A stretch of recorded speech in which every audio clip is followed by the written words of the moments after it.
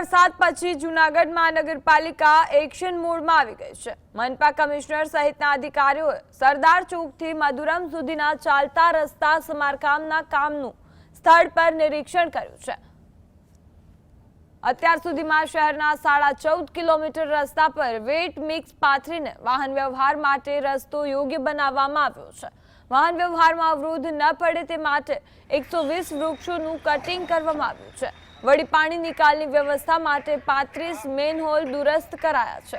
અંડરપાસમાં પાણી ભરાવાની સમસ્યા ટાળવા માટે ડી-વોટરિંગ પંપો તૈનાત કરવામાં આવ્યા છે।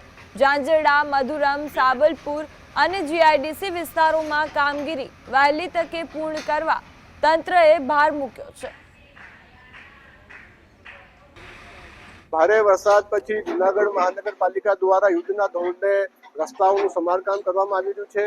અત્યાર સુધી 14.7 કિલોમીટર રસ્તાઓ ઉપર વેટફિક્સ પાથરીને એને મોટરવેબલ બનાવવામાં આવ્યું છે। ટોટલ 120 જેટલા ઝાડ છે એ કટિંગ કરી એ દૂર કરવામાં આવ્યા છે। ટોટલ 35 જેટલા મેનહોલ્સ છે એ દુરુસ્ત કરવામાં